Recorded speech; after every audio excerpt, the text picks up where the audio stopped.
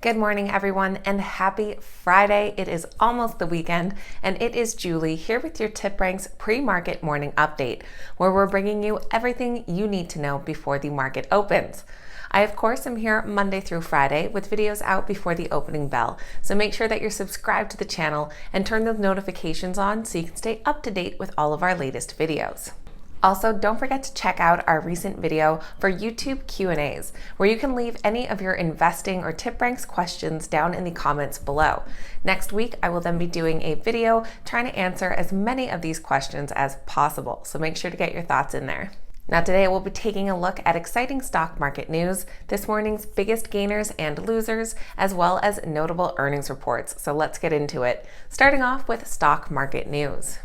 U.S. stock futures are in the green this morning, with both the Dow and NASDAQ futures up about 0.2% and S&P 500 futures up 0.25%.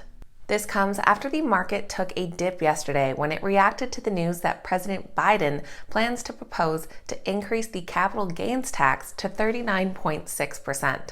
The proposed changes would affect those earning over $1 million per year on their taxes, which would affect about 0.3% of Americans.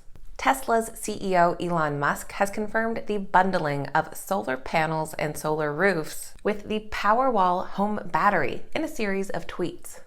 According to a Bloomberg report, any solar power generated from these panels will feed directly into Powerwall. The Powerwall will act as a backup during utility dropouts when interfacing between the utility meter and the main breaker panel. A move to bundle the solar products together affirms Tesla's push to convince investors of its prospects in the residential energy technology sector. Now, as I've said before, Tesla always has the biggest mixed reviews from analysts. And it currently comes in as a hold based on 11 buys, 8 holds, and 8 sells. The current average price target would be about a 5% downside. You can see we have some sell targets in the 150s for a 78% downside, but we also have a buy rating with a $1,000 price target for a 38% growth potential. Taiwan Semiconductor's board of directors held a special meeting and has passed 2 resolutions. One of the resolutions that was approved was a $2.9 billion spend to increase capacity. Earlier this month, TSM stated during its first quarter earnings call that it expects to invest $100 billion over the next 3 years to increase chip manufacturing capacity, support semiconductor manufacturing, and maintain R&D of other advanced technology processes. This CapEx spend also includes $30 billion in the fiscal year of 2021, and they expect to spend around 80% of it on advanced process technologies, including 3 nanometer, 5 nanometer, and 7 nanometer. The Taiwan Semiconductor stock also has mixed reviews from analysts, as it comes in with a hold with 2 buys, 2 holds, and 1 sell. Interestingly, only one analyst has actually given a price target with a downside of 28%. The other 2 buy ratings and 2 holds did not come with price targets attached. One of the world's largest construction and engineering groups, SNC Lavalin, has been awarded a contract worth $15 million to provide a transportation asset management system for the California Department of Transportation. Data Transfer Solutions, or DTS, which is an SNC Lavalin division, will carry out the 3-year contract, including 2 one-year extension options. DTS will notably be responsible for the implementation of the TAM solution, licensing, and software maintenance.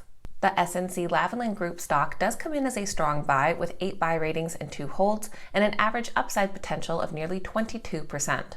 Next, we have semiconductor company Skyworks Solutions, who just announced the acquisition of the infrastructure and automotive business Silicon Laboratories in an all-cash transaction valued at $2.75 billion.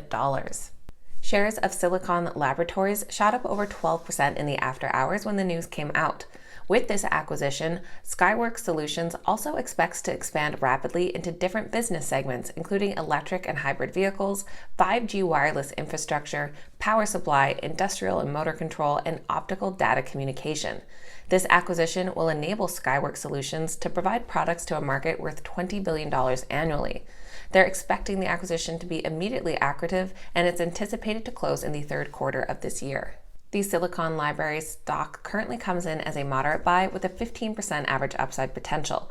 Two buy targets came in today with upside between 27 and 34%. And Skyworks Solutions also comes in as a moderate buy with an average upside potential of 13.5%, with several buy targets coming in today at 30 and 33% upside.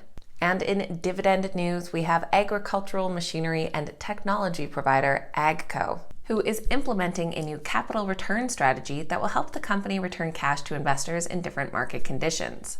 Under this strategy, AGCO has increased its quarterly dividend by 25% to 20 cents per share. The payable date for the dividend is June 15th to shareholders of record on May 14th. Furthermore, the company is resuming its share buyback program in 2021 and expects total buybacks of 120 to 150 million during the year.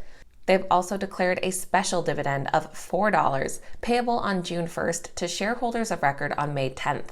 The AGCO stock currently comes in as a moderate buy with an average upside potential just over 5%. Now let's take a look at who this morning's biggest gainers and losers are. Starting off with one of our biggest gainers, and that is Cypress Solutions. Trading under the ticker SYPR, they're currently up 32% in the pre-market. Followed by Jaguar Animal Health under JAGX, currently up 11%, and Conformis under CFMS, who's currently up 9.3%.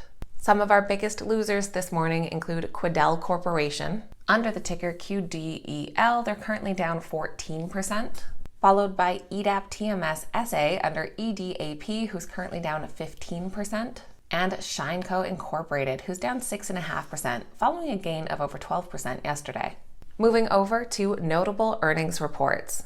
Starting off with social media company Snap Incorporated, whose shares were up after they reported a break-even quarter on a non-GAAP adjusted basis in the first quarter versus a non-GAAP diluted loss per share of 8 cents in the same quarter last year. Analysts were expecting an adjusted loss of 5 cents per share in the first quarter. Snap posted revenues of $770 million in the first quarter, rising 66% year over year and topping analyst consensus of $744 million.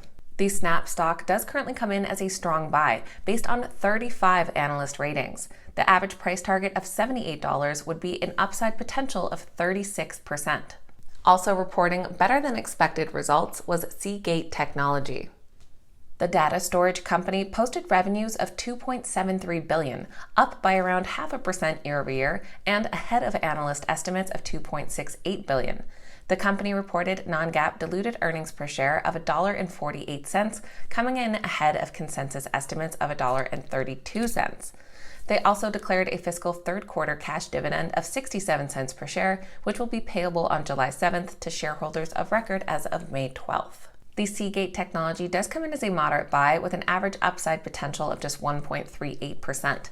Today, we've seen several analysts reiterate their buy ratings, ranging from a downside of nearly 5% to an upwards potential of 16.5%. Also this morning, we're expecting earnings reports from American Express and Schlumberger.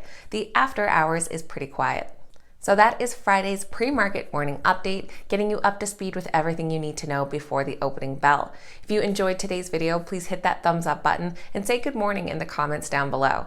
I hope you guys all have a fantastic weekend. Thank you guys so much for watching, and we will see you back here next time.